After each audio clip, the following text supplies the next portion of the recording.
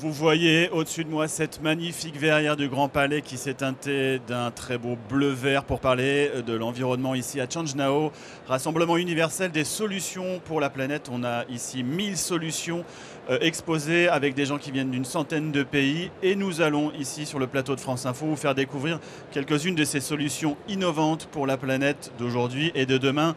On va plus particulièrement parler de transport et j'accueille notre premier start-upper, notre entreprise innovante. Je vous en prie, vous pouvez venir pour nous parler. Bonjour Niels Joyeux, vous êtes le président de Zéphyr et Boré. Zéphyr et Boré qui vient de dévoiler un projet extraordinaire d'un cargo de 121 mètres notamment qui va servir à convoyer des pièces de Ariane 6 jusqu'à Kourou pour son décollage, dessiné par VPLP. Pour ceux qui s'intéressent à la mer, on connaît plutôt Van Petegem, Loriot-Prévost pour des catamarans, des trimarans de course. Il se lance dans le cargo et notamment ce cargo très révolutionnaire qui utilise des ailes. On est en France assez en pointe sur la technologie des ailes rigides, 4 ailes de 375 mètres carrés qui devraient permettre à ce cargo d'économiser environ 35% de polluants et notamment évidemment du fuel. Niels Joyeux, bonjour. Bonjour. Qu'est-ce qui fait qu'à un moment vous vous êtes dit qu'on allait pouvoir faire circuler des pièces d'Ariane dans un cargo à voile? C'est une longue histoire, ça a commencé il y a 5 ans. Moi je suis marin au départ, je suis officier dans la marine marchande, je travaillais sur des grands cargos. Et à côté de ça, je faisais aussi de la voile en loisir. Et puis avec mon collègue et cofondateur, on se disait comment ça se fait qu'on n'arrive pas à récupérer l'énergie du vent là quand on est sur notre bateau, qui est une énergie quand même assez puissante, assez énorme. Comment ça se fait qu'en 2015, il n'y a pas des moyens un peu industriels de récupérer cette énergie sur nos cargos pour économiser ne serait-ce que 5, 10, 15, 20% de la consommation, parce qu'on est sur des bateaux qui brûlent par jour 50, 100 tonnes de fuel.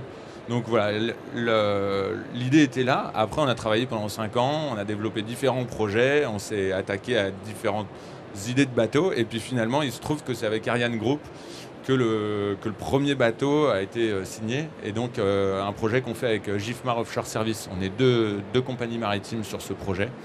Et voilà, donc on est très fiers là, d'avoir annoncé ce projet en fin d'année dernière. Alors ça c'est extrêmement basé sur quand même des nouvelles technologies. On n'est pas sur du bateau à voile qui traversait du temps des voiles carrées. On est sur des voiles ultra performantes qui ont d'ailleurs été pour le grand public beaucoup dévoilées lors de la dernière Coupe de l'América, qui faisait voler ces catamarans superbes dans la dernière Coupe de l'América. C'est parce que ces voiles aussi et cette technologie arrivent et désormais fiable qu'on peut imaginer des projets comme le vôtre. Tout à fait. En fait, nous, quand on a cherché un moyen industriel d'utiliser le vent, on a rencontré différents prestataires. Et là, on a rencontré Marc Van Petegem, fondateur de VPLP Design. Et eux avaient été les premiers en 2010 à utiliser les fameuses ailes sur les bateaux de la Coupe de l'América. Ça avait été une petite révolution dans le monde de la voile.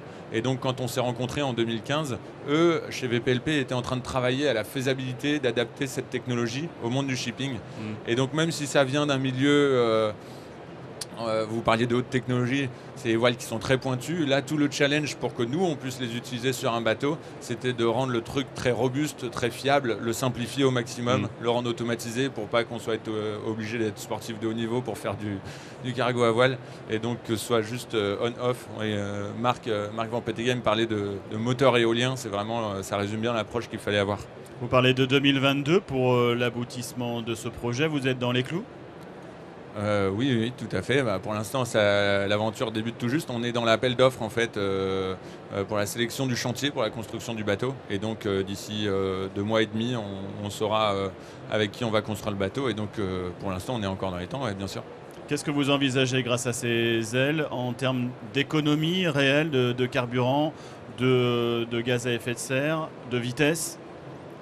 Vous avez parlé de 35%. En fait, c'est pas un chiffre qui est figé. C'est le résultat d'une étude qui a été menée sur ce projet, sur ce bateau, sur la ligne qui nous intéresse, parce que là, on fait du transport entre l'Europe et la Guyane. Maintenant, si on fait un autre bateau et qui a besoin d'aller un peu moins vite, pour lequel le client est prêt à faire quelques concessions sur la vitesse, on peut monter à 50% d'économie, ou 60 ou 70. Et nous, on a de toute façon la volonté d'aller encore plus loin sur les bateaux suivants, dans le mix énergétique qu'on veut installer sur les navires est de mixer hydrogène plus voile et donc d'aller plus vers la décarbonation totale du transport maritime. C'est l'objectif en tout cas. Les estimations, effectivement, l'avenir de ces technologies est énorme parce qu'on estime qu'aujourd'hui 90% du commerce mondial, à un moment de ce que vous achetez chez vous, tous les objets qui passent à un moment dans vos mains sont à un moment à 90% passés par un bateau. 9,1 milliards de tonnes chaque année. 50 000 bateaux environ sont actuellement utilisés pour le fret maritime. Près de 3% du CO2 mondial émis uniquement par ce transport qui, malgré tout, reste un transport finalement pas si polluant que ça, toute relativité gardée. Et on est sur 35 à 50% du coût du transport lié au fuel. Alors évidemment, moins on va consommer de fuel, moins nos objets vont coûter cher et tout ça est un cercle vertueux. Nos questions des spécialistes environnement de France Info. Oui, je voulais vous demander, j'ai lu récemment dans un article que vous vouliez tendre vers le zéro carbone. Vous avez commencé un petit peu à l'évoquer en disant que des économies plus importantes encore que les 30% pour Ariane Group étaient envisageables. Est-ce que vous pouvez nous détailler un petit peu plus comment vous parviendrez à 100% d'économie carbone? On essaie de travailler déjà sur le mix énergétique, c'est-à-dire les énergies qu'on va utiliser pour propulser le navire. Et donc aujourd'hui les voiles, c'est bien sûr, à mon sens, le meilleur moyen aujourd'hui pour décarboner de manière massive le transport maritime.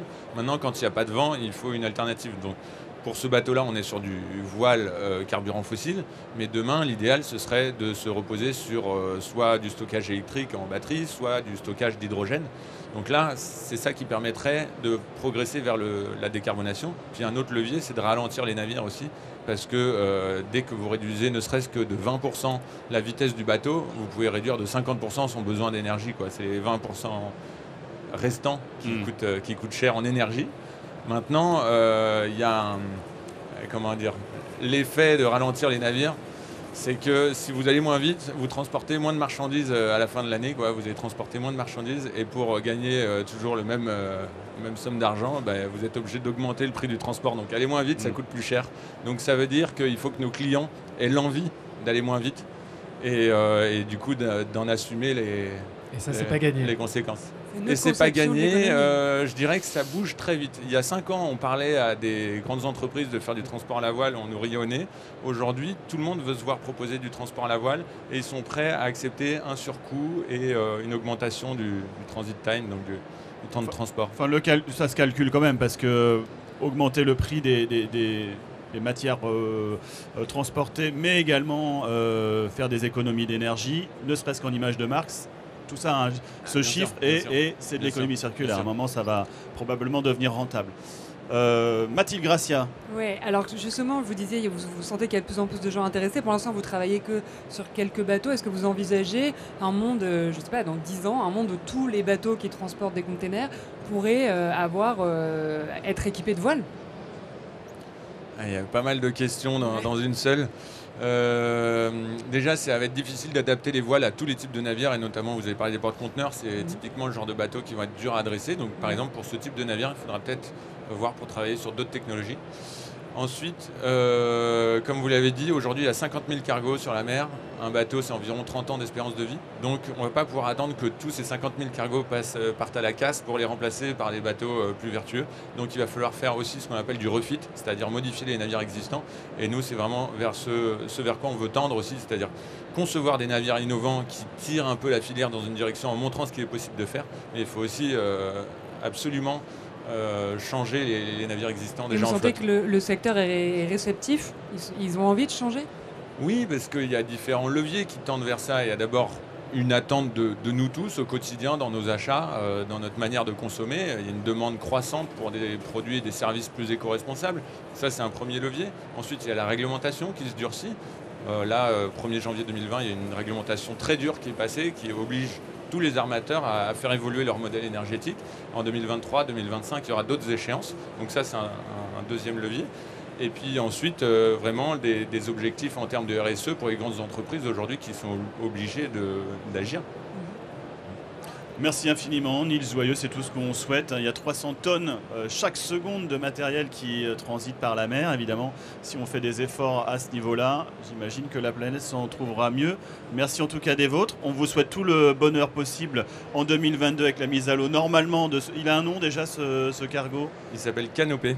Il s'appelle Canopée. Canopée, 121 mètres de long, sera mise à l'eau normalement en 2022 et fonctionnera en partie à la voile. C'est une très belle initiative. Je vous remercie beaucoup. Je vais vous demander de laisser votre place à notre invité suivant, qui est José Yuch. J'espère que je n'ai pas déformé trop votre nom. Désolé, vous êtes chef de développement de la société Zeleros Hyperloop. En quelques mots, c'est une expérience qui consiste dans un tube dépressurisé à faire transiter à des vitesses dont vous allez nous dire exactement combien elles peuvent atteindre, un wagon avec 40 à 50 personnes à bord. L'idée est de créer des réseaux extrêmement rapides de transport basés sur le fait d'avoir des tubes un petit peu dépressurisés et puis des wagons qui sont en lévitation dans ces tubes et donc limitent les frottements et peuvent atteindre des vitesses astronomiques. José, expliquez-nous quelle vitesse pourrait éventuellement atteindre ce qu'on pourrait appeler ces trains de demain. Vous avez compris? Vous allez répondre en anglais. Merci beaucoup pour l'opportunité. You have explained it very well about the technology that is a vehicle that is moving in a near vacuum tube. It's not 100% vacuum, but using magnetic levitation, and which is the most important, is that it's zero emissions. And we can reach speeds, maximum speeds, approximately of 1,000 kilometers per hour, which is the maximum speed of a plane in the cruise speed. But obviously this speed is only the maximum. But when you are leaving the station or you are approaching the following station, obviously you reduce the speeds. Jusqu'à 1000 km/h, vous avez sans doute compris, dans ce tube. Mais évidemment, en vitesse de pointe, on peut imaginer qu'il y a déjà 1000 km/h. On relie Lille en vitesse de pointe, on relie Lille à Marseille en 1 heure. C'est évidemment très prometteur. Quelle est la technologie qui permet à ce train déjà de léviter dans le tube et ensuite d'être propulsé? Thanks. I think that there are basically two sub-technologies in this system. The first one would be the magnetic levitation, which is a quite mature technology. We've seen many examples around the world of magnetic levitation trains. We are specific using a high-performance magnetic levitation, which obviously is being developed by our company, by Zeleros. And the other sub-technology is the traction system. Yeah. So there are basically two options. The first option will be to place a linear motor along the track. Mm-hmm. If you have 1,000 kilometers between A and B, you will have to use 1,000 kilometers of this linear motor. Mm-hmm. And the other solution that we propose is to put the traction elements not in the truck, but in the vehicle itself. So that makes the cost of the infrastructure much lower than other options. So we're focusing our efforts in reducing the costs of the infrastructure, even if we have a pod a little bit more costly. Si vous avez compris, je résume en quelques mots. La lévitation, c'est un système magnétique qui est déjà assez connu, qui a fait ses preuves. En revanche, le système que propose Zeleros Hyperloop consiste non pas à avoir un système de propulsion embarqué, comme par exemple les moteurs à induction, qui sont la solution très souvent explorée par ces systèmes Hyperloop, mais là, un système intégré qui va se servir de l'air ambiant, parce que malgré tout, il y a toujours un petit peu d'air du coup dans le tube, qui permet d'avoir un système d'air compressé qui fait avancer la navette. Yes, in fact we are proposing to have a low pressure environment. Other technologies are proposing almost vacuum, yeah. But that's very low efficiency from the energy point of view, because you have to put vacuum pumps to get all the air out. But as we are using a traction element, not the linear motor, but a compressor, yeah, that is used in airplanes, for example. But this compressor will be powered not by fuel, but with a battery, an electric battery. Yeah.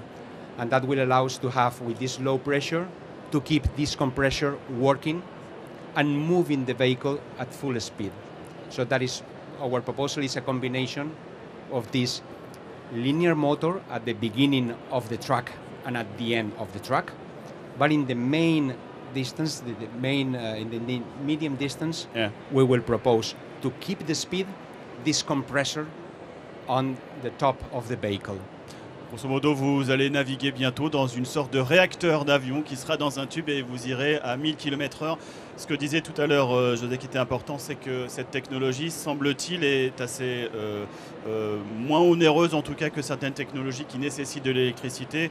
On serait aux alentours de 2 millions d'euros du kilomètre pour un système sur des pylônes, si j'ai bien compris l'objectif. Yes, the pressure inside the tube is going to be the same pressure that the planes have in the cruise height. So that is 10%, roughly 10% of the pressure that we already have here. Ok, merci. Les questions de nos spécialistes de l'air comprimé, de l'hyperloop et de toutes sortes de technologies de transport, sauf Mathilde, donc, qui va poser la première question. Ah bah super.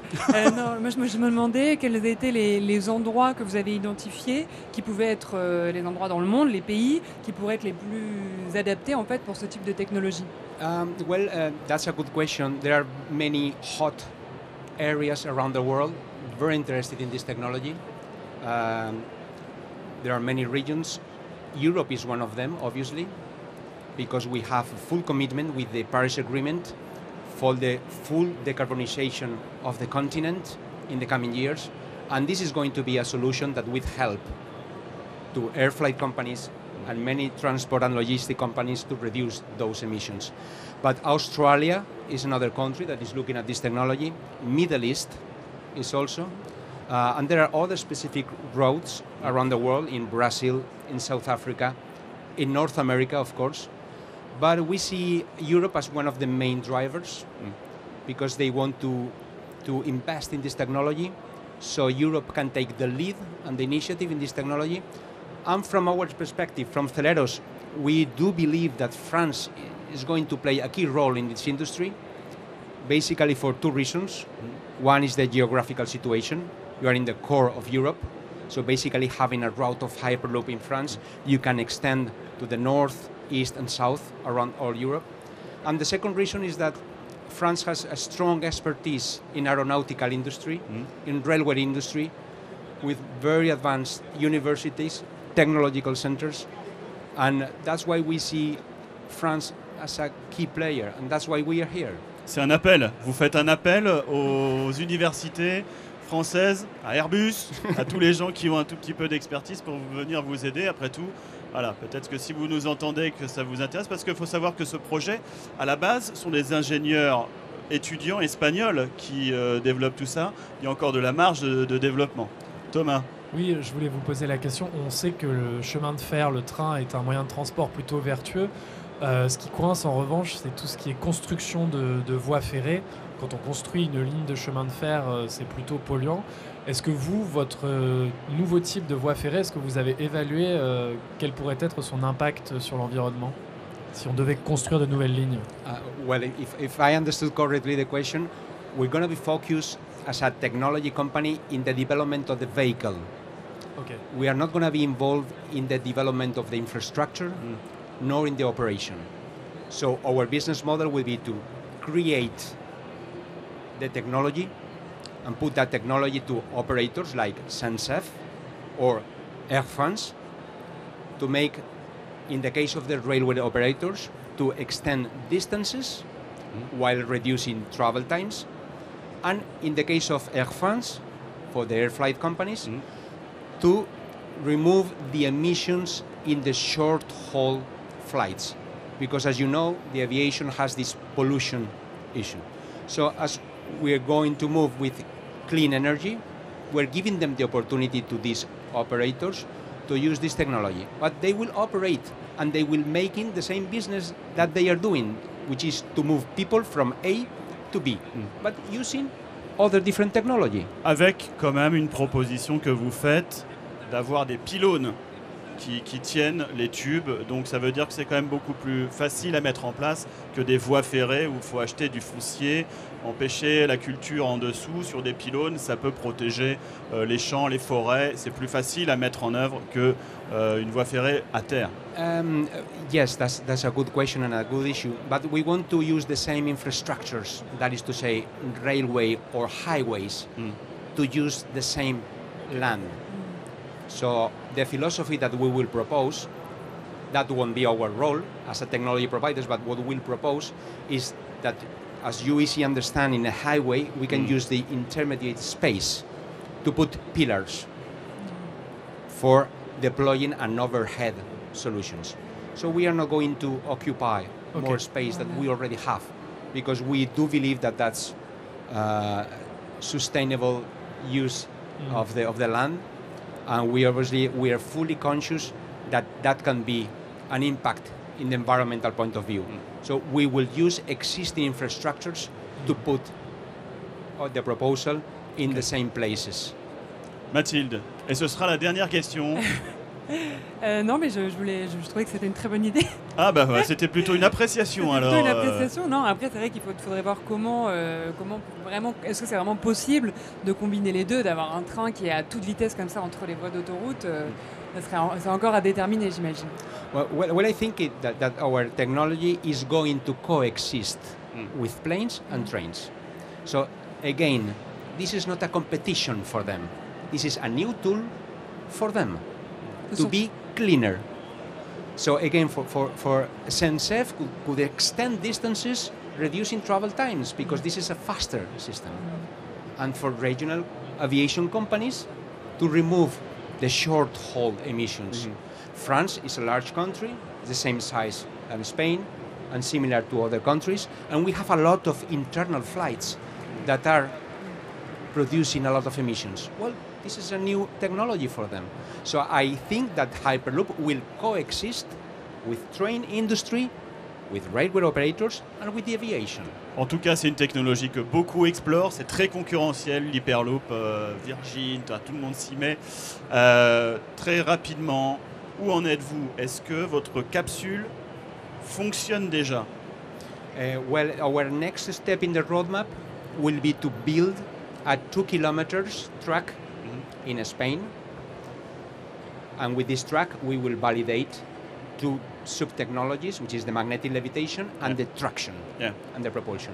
When? That will be the next step. That will be by the end of this year, the second half of this year. Okay. And we will finally make the tests in the first quarter of next year. But we will start making this construction.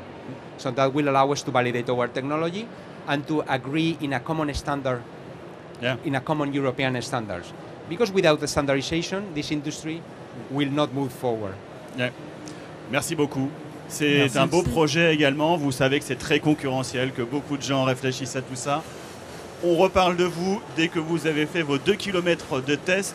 On viendra vous voir en Espagne, c'est promis. Okay. C'est Mathilde qui viendra, qui s'intéresse énormément aux nouvelles technologies des transports. Elle attend que ça, elle viendra vous voir. We will invite you. We will invite you for sure to see the tests. Et puis elle s'arrêtera à la frontière parce que les rails ne sont pas les mêmes en France et en Espagne. Ça prend un peu de temps d'aller en Espagne en train, mais c'est j'essaierai. problématique. We will invite you. Thanks very much for this opportunity. C'est gentil, Merci beaucoup. José. Merci beaucoup. Merci beaucoup. Je vais vous demander de laisser votre place à notre prochain invité, qui est Victorien Hérussard. Bonjour Victorien, prenez place. Bonjour. Vous êtes le président, capitaine, fondateur de Energy Observer, qui a pris la mer l'an dernier? Ah non, il y a 3 ans. Il y a 3 ans déjà, pardonnez-moi. Et qui est un bateau qui concilie toutes sortes d'énergies propres, si j'ai bien compris, l'éolien, l'hydrogène, le solaire, la voile, les cerfs-volants, l'hydrolien aussi. Ouais, on a tout fait. Vous avez tout fait. Alors aujourd'hui, vous en êtes où? Alors déjà, c'est un bateau, moi qui m'intéresse à la voile, qui est un bateau mythique, parce que c'est l'ancien Enza de Peter Blake. Sir Peter Blake qui a disparu, lui, d'abord à bord d'un bateau qui s'appelait Seamaster à l'époque et que vous connaissez sous le nom de Tara et qui déjà s'intéressait aux questions environnementales. Donc tout ça est un cercle assez vertueux. Où en êtes-vous? Vous faites le tour du monde pour compléter aussi vos connaissances sur ces énergies. et convaincre autour de vous cette dynamique autour de ces énergies propres. Où en êtes-vous exactement? Ouais, c'est sûr que c'est un navire laboratoire, c'est un démonstrateur des réseaux énergétiques de demain. Donc on n'est pas que dans le maritime, hein. Le système qu'on a développé, il est transposable à terre pour des applications à petite, moyenne et grande échelle. On vient de terminer notre tour d'Europe, donc qui a commencé par un tour de France en 2017. Il fallait qu'on soit proche des ingénieurs français pour continuer à développer le bateau. Ensuite, on a testé ce navire en Méditerranée pour voir son comportement dans des eaux plus chaudes et des températures beaucoup plus élevées, hein. On a eu en Israël jusqu'à 48 degrés, je crois. Voilà. Et puis après, en 2019, on est monté très très nord. On a traversé mer de Norvège, Baltique, mer du Nord, mer Arctique, mer de Barents, jusqu'au Spitzberg, 200 km du pôle Nord. Donc là, on était vraiment dans le froid, hein. Voilà, moins de soleil là-bas. Alors du coup, qu'est-ce que vous en avez déduit comme conclusion? Parce que j'imagine qu'il y a des technologies qui viennent seconder. Ouais. J'imagine que le solaire marche moins au Spitzberg qu'en Israël, etc. Qu'est-ce que vous concluez de l'autonomie générale du bateau? Déjà, il marche de mieux en mieux. Donc nous, notre système est basé sur la mixité énergétique, hein. On ne compte pas uniquement sur une seule source d'énergie. Bien évidemment, on a investi dans le renouvelable, hein, photovoltaïque, éolien, solaire. Dès lors qu'il y a une technologie qui ne fonctionne pas, on ne s'entête pas, on la change et on en teste de nouvelles. Et donc on a une propulsion électrique et la vie du bord, c'est que des consommateurs électriques. Et donc on a du stockage court terme avec nos batteries, mais on essaie d'en avoir le moins possible parce que les batteries c'est quand même compliqué en termes d'environnement, de matières premières, etc. Et on a du stockage hydrogène que l'on produit à partir de l'électrolyse de l'eau de mer. Donc tout ça, tout ce qu'on fait là, c'est ce qu'on pourrait faire à terre à très très grande échelle. Vous avez dit que vous aviez abandonné des énergies, des idées d'énergie qui finalement s'avéraient pas suffisamment efficaces? Oui, c'est dans l'éolien en fait. On a testé des éoliennes à axe vertical. Des éoliennes qui tournent comme ça. Voilà, exactement. Donc ça a comme avantage en fait d'accepter les fluctuations de vent en direction. Le problème, c'est qu'on reste un bateau mobile, donc ça marche plus dans le stationnaire. Et en fait, sur le bilan énergétique annuel, au final, on pensait quand même produire pas mal en escale, au mouillage, etc. Et en fait, il s'avère qu'il y a trop de traînées aérodynamiques et en fait, il y a trop de résistance à l'air. Donc le bilan n'est pas bon, on les a enlevés. Et vous avez rajouté des ailes parce que c'était pas prévu au début, si je me trompe pas, sur le premier. Moi, j'avais vu le bateau à Saint-Malo il y a... Ouais, non, c'était pas prévu. Donc, quand on a découvert la technologie du cabinet VPLP, donc ces fameuses ailes de propulsion Ocean Wings, on s'est dit que c'était quand même stupide de ne pas tester en fait cette brique technologique qui a un potentiel génial pour le transport maritime. Donc c'est des ailes de propulsion, il vient de l'expliquer avec Zephyr. Hyper automatisé, arisable. Voilà, intelligence artificielle, asservissement. Quand je me suis retrouvé au Spitzberg dans le Svalbard, il y a une nuit où j'ai fait un quart de 2h à 8h du matin, j'ai laissé tout mon équipage dormir et j'étais quand même avec 45 à 50 nœuds de vent. Bon, non, ils vont pas être contents avec PLP parce que normalement on limite à 40 nœuds de vent. Ils vous ont dit surtout pas au-dessus de 40. Voilà. J'avais 50 nœuds, j'étais tranquille. Je me suis retrouvé avec des conditions dantesques quand même compliquées.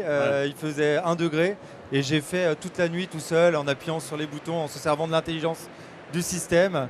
Donc voilà, ce qui m'a intéressé d'intégrer 50 nœuds de vent, on est à 90 km/h, quelque chose dans ce goût-là. Donc pour ceux qui se baladent sur les côtes à ce moment-là, et surtout en cette période, vous savez ce que ça représente. Donc je trouvais intéressant d'intégrer cette technologie pour qu'elle puisse être une solution pour le transport. En tout cas, vous avez toujours été autonome. Oui, on a toujours été autonome et en fait l'autonomie, production, consommation, on vit en temps réel avec l'énergie. En fait, elle dépend beaucoup de la vitesse. Donc, vous avez un bateau qui avance à 2-3 nœuds, vous êtes autonome. 5-6 km/h. Voilà, exactement. Et nous, maintenant, l'idée, c'est d'essayer de monter. Et vous savez, la consommation énergétique, elle est proportionnelle à la vitesse au carré. Donc, il y a une courbe abscisse ordonnée, puissance-vitesse. Et dès lors qu'on avance d'un nœud, on multiplie environ par 8 les dépenses énergétiques. Donc nous, notre autonomie, au début, on l'avait à 3,5 nœuds. On est monté à 5 nœuds l'année dernière. Et là, avec les nouvelles technos qu'on a embarquées à bord et les avancées, je pense qu'on va avoisiner les 7 nœuds. Et on aura un système très intéressant commercialement quand on sera à 10 nœuds. C'est une vitesse de moyenne intéressante. 7 nœuds, c'est à peu près la vitesse d'un voilier de plaisance qui marche déjà plutôt pas trop mal. On n'est pas encore sur du cargo à 15, parfois 20 nœuds. C'est pas forcément l'objectif d'ailleurs de ce que vous voulez Nous, c'est l'endurance. C'est l'endurance. Ouais. En tout cas, c'est à peu près la vitesse d'un navire de croisière qui serait totalement autonome. Exactement. Donc là, on vient de finir notre tour d'Europe. Le bateau part le 17 février. Enfin, on part le 17 février. Et donc, en 3 ans, on a fait 18 000 nautiques, à peu près 36 000 km. Un peu moins, pardon. Et cette année, on part faire 20 000 milles nautiques. On a 3 traversées océaniques, Atlantique, Pacifique dans un sens, Pacifique dans l'autre. Et donc, voilà, là, c'est la grande aventure qui démarre. On part pour 4 ans. On viendra en France fin 2023. Donner des nouvelles entre-temps, parce qu'on voudrait savoir un petit peu ce que vous devenez. Si vous passez ici tous les 4 ans, nos experts de l'environnement, Thomas Bayetto, il bout de vous poser des questions puisqu'on papote, on papote, mais lui, il veut en savoir plus. Vous avez parlé du stockage de l'énergie sur votre bateau, en parlant des batteries et surtout ce qui est original de l'hydrogène. Est-ce que vous pouvez expliquer concrètement comment ça marche, le stockage d'énergie hydrogène que vous utilisez ? Ouais, donc, comme je le disais, il faut bien comprendre que les batteries, c'est le stockage quotidien, c'est le court terme en fait. On retrouve ce stockage d'énergie dans les maisons souvent, avec les batteries Zonen en l'occurrence. Et donc l'hydrogène, c'est du stockage sur le long terme en fait. Alors cette énergie, bien évidemment, hydrogène, ce n'est pas une source d'énergie primaire, c'est une source d'énergie secondaire. L'hydrogène, c'est 75% de la masse de l'univers, c'est 92% des molécules sont faites à base d'hydrogène, mais cet hydrogène, il faut le produire. Alors en fait, on le produit quand on est en excédent d'énergie, quand on a plus de 100% sur nos batteries, on démarre notre électrolyseur et on stocke comme un petit écureuil nos petites provisions d'énergie. Et dès lors qu'il y a un problème d'intermittence énergétique, dès lors qu'il ne fait pas beau, dès lors qu'il fait nuit, on se sert de cette énergie hydrogène à travers notre pile à combustible qui produit de l'électricité, mais aussi de la chaleur. Ça nous a bien servi cette chaleur quand on est monté. J'imagine, plus qu'en Israël. Voilà. Alors ce qu'il faut bien comprendre, c'est que c'est fait à partir de l'eau de mer, qui en fait, l'eau c'est H2O. Vous désalinisez l'eau, ça vous fait du H2O pur. Vous récupérez le H2, ça vous fait de l'hydrogène que vous mettez dans une pile à combustible qui crée de l'électricité. Donc finalement, prenez de l'eau de mer et vous avez de l'énergie. Ouais, et ce qui est extrêmement intéressant, c'est qu'avec ce vecteur énergétique, on peut s'adapter à la production potentielle d'énergie renouvelable partout dans le monde. Il y a un moment, on va travailler avec la biomasse, avec l'éolien, avec le photovoltaïque, avec toutes les sources d'énergie renouvelable. Et on peut emmagasiner cette énergie sur le long terme. Alors moi, je veux Mathilde, qui veut partir en bateau 4 ans. J'aimerais bien. Je veux rester sur la question de l'hydrogène, c'est super intéressant. Nicolas Hulot disait qu'il y croyait beaucoup. Donc j'ai vu ça tout à l'heure. Je vais aller encore plus loin. Ça a l'air simple quand on l'explique comme ça, on prend l'eau de mer. Mais en fait, c'est super compliqué. Là, vous dites que vous testez des solutions pour voir si ça marche sur le long terme. Vous pensez que c'est vraiment quelque chose d'avenir qui peut marcher ? Oui. Vraiment.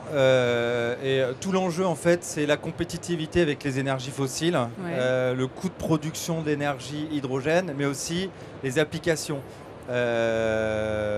mobiles ou terrestres. Et donc, nous, ce qui nous intéresse, c'est en fait, on a vu que ces technologies en fait fonctionnent. Il y a un problème de coût quand même.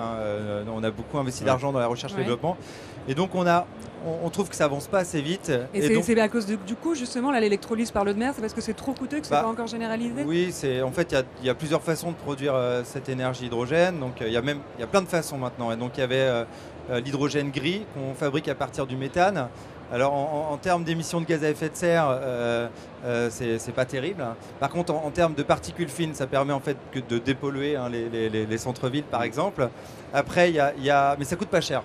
Ensuite, il y a l'hydrogène vert. Donc ça, c'est le 100% renouvelable, c'est l'idéal. Mais le coût de production est un peu supérieur aux énergies fossiles. Donc il faut essayer de diminuer les coûts en essayant d'avoir des installations les plus importantes. Et pour ça, en fait, c'est un peu le chat qui se mord la queue parce que l'énergie d'hydrogène ne coûtera pas cher s'il y a des applications qui ne coûtent pas cher. Ouais. Et c'est ce que nous, on va essayer de développer en commençant à faire des petits taxi-boats, des bateaux et quelques démonstrations industrielles. Bon, il y a déjà des voitures qui fonctionnent à l'oxygène. Il faut aussi de l'énergie pour extraire l'hydrogène. Pardon, fonctionne à l'hydrogène. Il faut l'extraire, ça consomme de l'énergie. L'Islande, par exemple, est très en pointe parce qu'ils ont l'énergie de la chaleur de leur source souterraine qui permet d'avoir facilement accès à l'hydrogène, mais c'est effectivement encore des choses qui sont relativement onéreuses parce que ce n'est pas produit à grande échelle, mais évidemment quand on aura fait la preuve que ça peut fonctionner un peu partout et qu'il y a un véritable marché, les industriels s'y attacheront un petit peu plus. Merci infiniment Victorien d'être venu nous voir. Vous partez quand ? Le 17 février. Ah bah d'accord, ok. Bah écoutez, il était temps qu'on vous rencontre. On vous souhaite tout le bonheur du monde pour vos preuves de concept et encore une fois avoir récupéré ce magnifique catamaran Enza. J'imagine que Peter Blake, là où il est, vous voit et pense que ça va dans le bon sens, en tout cas dans, j'imagine, ce qu'il imaginait de la planète de demain. Exactement. Merci beaucoup. Merci à vous. Au revoir. Vous laissez votre place à Stéphanie Lesage. Bonjour. Vous représentez la société Airseas et on est un petit peu dans la même dynamique, c'est-à-dire qu'on a parlé tout à l'heure des cargos à voile avec Zéphyr et Boré, on vient de discuter d'Energy Observer. Vous proposez des technologies basées sur des cerfs-volants qui viendraient et qui viennent déjà pour certains appuyer la course des cargos et faire économiser un petit peu de fuel. C'est tout automatique. Comment ça fonctionne exactement ? Alors effectivement c'est une aile de kite géante tout automatisée. Kite c'est cerf-volant en anglais, c'est très tendance. Donc la société est née, a été créée par un petit groupe d'ingénieurs Airbus qui a souhaité transposer en fait le savoir-faire et l'expertise aéronautique au secteur maritime pour justement amener cette automaticité de l'aile de kite et de la voile. Voilà. Donc concrètement, je suis capitaine d'un cargo, j'appuie sur un bouton, on me dit si oui ou non les conditions sont favorables pour déployer cette aile de cerf-volant, et puis elle se débrouille, elle va dans l'air et elle tire un peu le bateau, c'est ça ? Exactement. En fait, c'est un système, c'est un équipement qui comprend différents éléments, dont l'aile, avec également un ordinateur logiciel, ce qu'on appelle un pod, qui intègre les lois de pilotage et qui va permettre de contrôler automatiquement cette aile, qui est reliée par un câble. Ce câble fait passer à la fois de l'énergie électrique et à la fois des données, et donc est relié au pont avec un équipement de pont. Et également, notre système intègre également un logiciel d'éco-routage qui combine et consolide des données, à la fois des données météo, des données sur les courants, des données sur le navire et des données sur l'aile, et qui permet d'optimiser la route et de proposer des options de routage au capitaine par rapport au vent. Par rapport au vent, et pour évidemment optimiser la performance énergétique du bateau.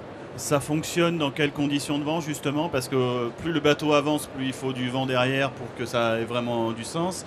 Tout à fait. Et vous économisez à peu près combien en fonctionnement normal ? Alors en fonctionnement normal, la moyenne, ça a été donc c'est basé sur évidemment des simulations, mais sur une période longue de 5 ans. Et ça permet d'économiser 20% en moyenne.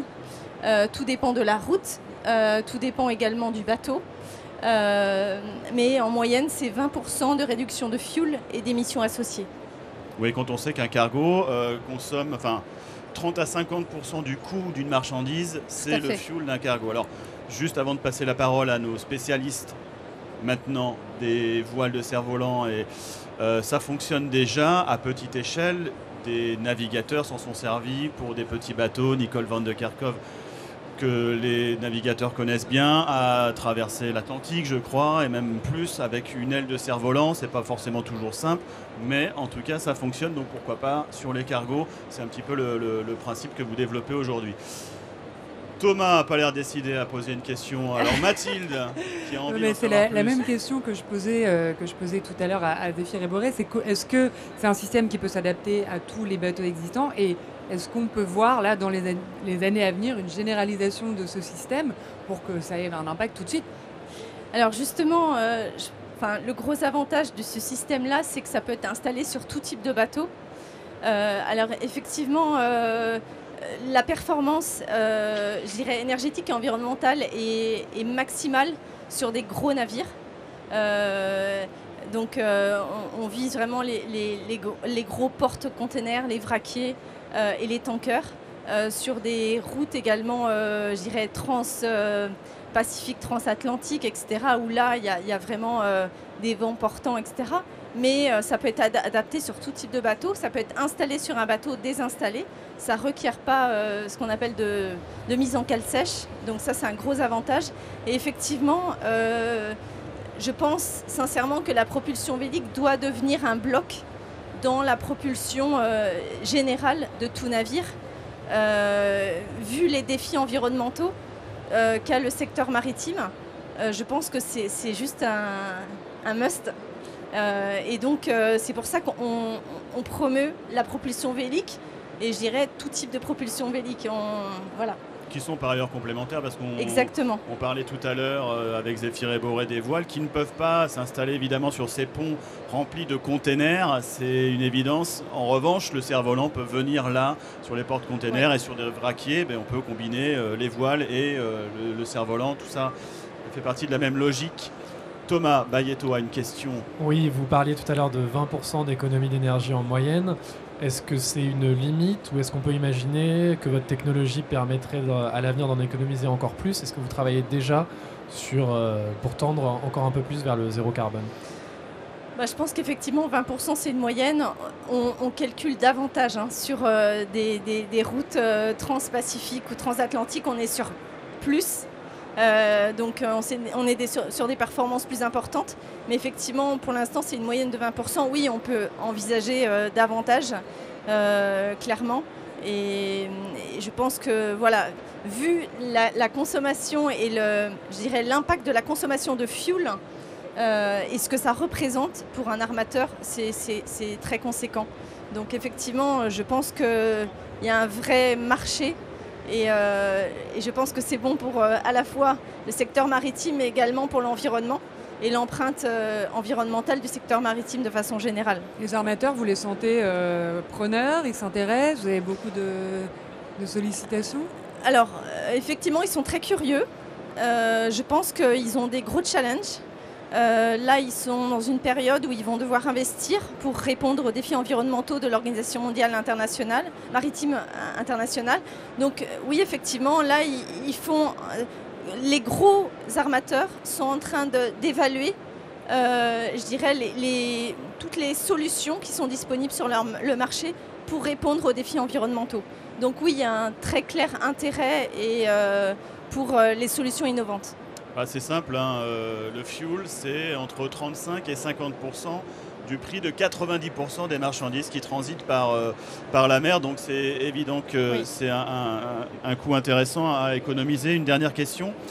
Elle fait quelle taille cette aile et quelle est sa puissance? Elle peut soulever quel poids quand les conditions de vent moyennes que vous avez envisagées sont là? Alors cette aile, elle fait là... Du moins, il y a une aile qui va être installée sur le bateau Airbus qui fera 500 mètres carrés. 500 mètres carrés, voilà. C'est pas le cerf-volant du dimanche. Et ensuite, l'aile qu'on commercialise et qu'on a vendue notamment à l'armateur K-Line pour un produit et 50 options, c'est 1000 mètres carrés. 1000 mètres carrés qui tire quel poids Alors, qui est capable de tirer... alors, je ne voudrais pas dire de bêtises en poids, je n'ai pas le poids en tête, mais en tous les cas, c'est des porte-containers qui peuvent... minimum, je dirais, nous ce qu'on vise, c'est un marché avec des porte-containers ou des navires de minimum 150 mètres à jusqu'à 300 mètres, enfin les très très gros. Susceptibles de tirer ces navires-là. Tout à fait. Dont certains dépassent les 5000 tonnes. Oui, on est dans cet ordre-là. On est dans cet ordre-là. C'est quand même un cerf-volant qui tire 5000 tonnes. C'est pas, on n'est pas sur le cerf-volant avec la queue sur la plage. Je vous remercie infiniment, Stéphanie Lesage, d'être venue nous parler de Airseas. Quand est-ce qu'on verra la première aile sur le premier cargo? Fin 2020. Fin 2020? Oui. Bon, on attend que vous nous en parliez, vous nous montriez les images. Restez avec nous dans quelques instants, nous parlerons de l'élan des jeunes sur les questions environnementales avec nos invités sur ce plateau de France Info à ChangeNow, ce rassemblement universel de l'innovation pour la planète. Restez connectés.